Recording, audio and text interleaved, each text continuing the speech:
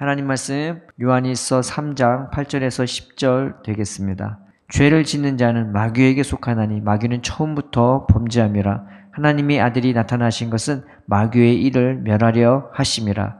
하나님께로 난자받아 죄를 짓지 아니하나니 이는 하나님의 씨가 그의 속에 거함이요 그도 범죄하지 못하는 것은 하나님께로부터 났습니다.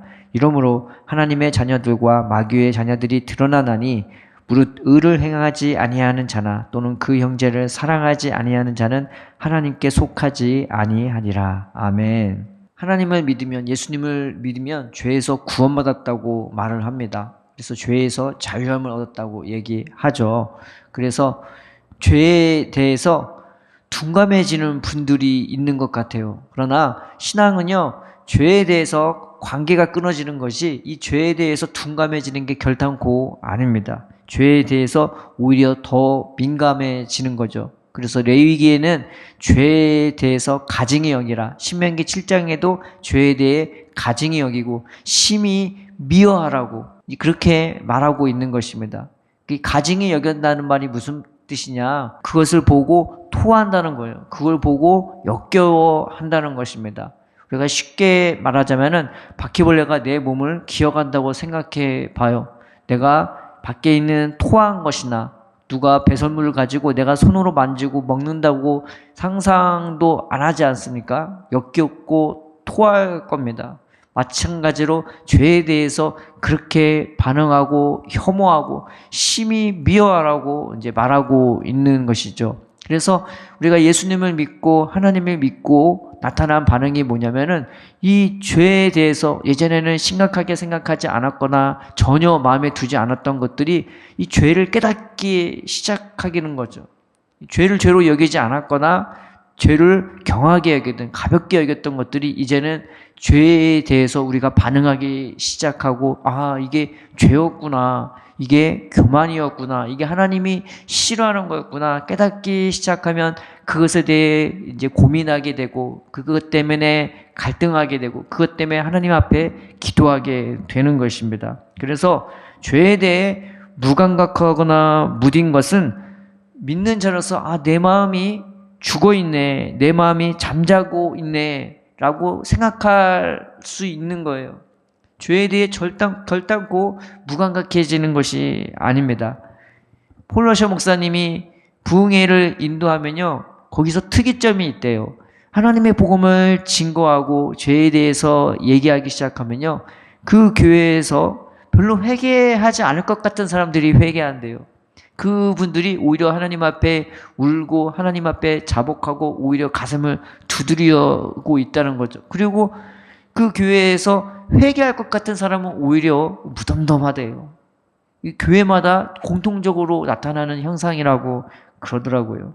깨어있다는 것은 내 심령이 하나님의 은혜에 더 있으면서도 죄에 대해서 더 민감하게 반응하는 것입니다. 그래서 사무엘상에 보면은 다윗이 사무엘의 옷자락을 잘랐는데 그 자른 그것으로도 마음이 가책을 느꼈다고 얘기해요.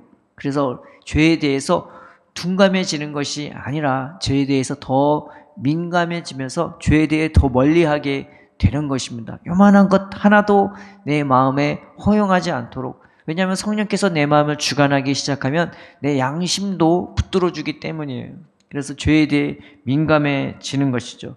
그런 죄를 지었으면 우리가 어떻게 해야 합니까? 1장 9절에 만일 우리가 우리 죄를 자백하면 그는 미쁘시고 의로우사 우리 죄를 사하시며 우리를 모든 불의에서 깨끗하게 하실 것이요 라고 나와 있죠. 자백하면 돼요. 주님 앞에 내가 죄를 지었을 때, 그런 마음이 들었을 때, 그런 생각이 들었을 때, 그런 일을 했을 때, 그 죄를 깨닫게 됐을 때, 그 죄를 인지하게 됐을 때 자백하면 됩니다. 그러면 주께서 그 죄를 용서해 주시고 그리고 모든 불의에서 깨끗하게 해주신다고 말해주고 있는 것입니다. 이 자백하다는 말이 무슨 뜻이냐?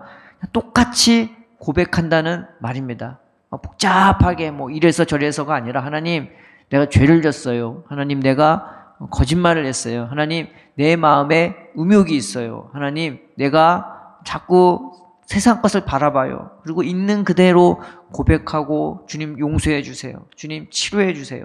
그러면서 그게 바로 회개가 되고 자백이 되고 용서가 되는 것입니다. 그런데 문제는 뭐냐? 그렇게 하나님의 은혜로 죄를 안 지려고 하는데 나도 모르게 내가 인지도 못하는 그런 죄가 있고, 또 하나는 특정 상황만 되면 나타나는 죄가 있단 말이에요. 어떤 사람은 분노하고, 어떤 사람은 짜증하고, 어떤 사람은 우울해지고, 그래서 그런 죄가 내 마음과 생각과 삶을 막 주장할 때가 있어요. 또 하나는 쉽게 정복이 안 되는 죄도 있단 말이에요. 그 이스라엘 백성이 가나안 땅에 들어갔을 때 다 정복했지만 정복하지 못한 것도 있었어요. 시간이 걸리는 것도 있었단 말이죠. 예루살렘 같은 경우는 오랜 시간 동안 정복하지 못했다가 다윗 때에야 정복했어요. 그래서 내 삶에서 정복이 안 되는, 이게 죄인지를 알아요. 이게 잘못된 것인지를 알아요. 나도 그렇게 살기 싫어요. 그런데 자꾸만 내 삶에서 나도 모르게 내 입술을 통해, 내 생각을 통해, 내 삶을 통해서 나타나는 죄가 있단 말이죠. 대부분 어떤 거냐? 뭐 비판일 수도 있고, 사람을 믿으면 안다는데 자꾸 사람을 의지하고 믿고, 또한 세상 것을 끊지 못하거나 술을 끊지 못하거나 그냥 그 좋은 친구가 아님에도 불구하고 그 친구 따라가는 그런 경우도 있죠. 여러 가지 죄가 있는 것입니다. 이 죄들을 우리는 어떻게 정복해야 할까요? 성경에는 이걸 정복한 이는 딱 한 명밖에 없어요. 가나안 땅을, 그 예수님의 마음, 그 심령을 온전히 정복한 분은 한 분밖에 없죠. 다윗밖에 없는 것입니다. 그래서 로마서 8장 12절 14절에 이런 말씀이 있는 것입니다. 그러므로 형제들아, 우리가 빚진 자로 돼 육신에게 져서 육신대로 살 것이 아니라 너희가 육신대로 살면 반드시 죽을 것이로되 영으로서 몸의 행실을 죽이면 살리니 무릇 하나님의 영으로 인도함을 받는 사람은 곧 하나님의 아들이라. 다윗은 성령의 사람이죠. 다윗의 이름의 뜻이 사랑입니다.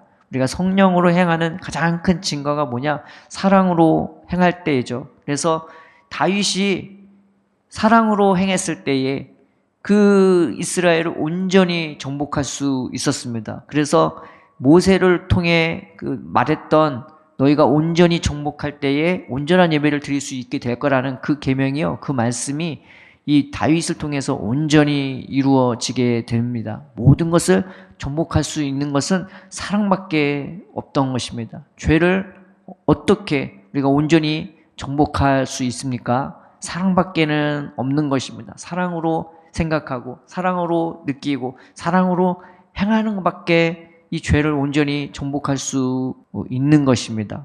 그래서 그리스도인으로서 죄를 안 짓는 게 이게 중요한 게 아니라 내가 사랑으로 행하느냐 사랑으로 행하지 못하느냐가 가장 큰 우리 삶의 핵심이 되는 것입니다. 죄에 대해서는 말할 것도 없지만 나는 죄를 안 져라고 말하면서 사랑하지 않는다면은 그거는 이상한 신앙이 되어지는 거예요. 그래서 죄를 싫어하고 미워하고 혐오하지만 우리가 무엇보다도 사랑할 수 있는 자가 되어야 되는 것입니다. 주님이 우리를 그렇게 인도해 주시고, 그렇게 빚어주시고, 그런 마음을 주시고, 그런 생각을 주시고, 그렇게 할 수 있는 힘을 주시고, 용기를 주시고, 또 그렇게 했을 때에 우리에게 보여주시는 열매가 있고 상급이 있단 말이죠. 우리가 사랑하는 자가 됩시다. 하나님, 우리 마음에 이 사랑할 수 있는 마음을 부어 주옵소서. 그래서 죄를 온전히 정복할 수 있게 해달라고, 죄에 따라 살아가는 인생이 아니라 주님이 인도하시는 그 사랑에 따라 하나님, 내 마음에 예수님이 계시고 이 씨를 심었다면 이 사랑으로 뿌리내리고 이 사랑으로 자랄 수 있게 해달라고, 그래서 죄를 정복하고 승리하고 열매에 맺어서 저 하나님 나라 가는 길을 우리가 한 발자국 한 발자국, 한 계단 한 계단 걸어가고 올라갈 수 있게 해달라고 주님 앞에 이 말씀을 붙잡고 기도하고 또 그렇게 살아가는, 그렇게 인도받는 저와 여러분 되기를 주님의 이름으로 축원드립니다.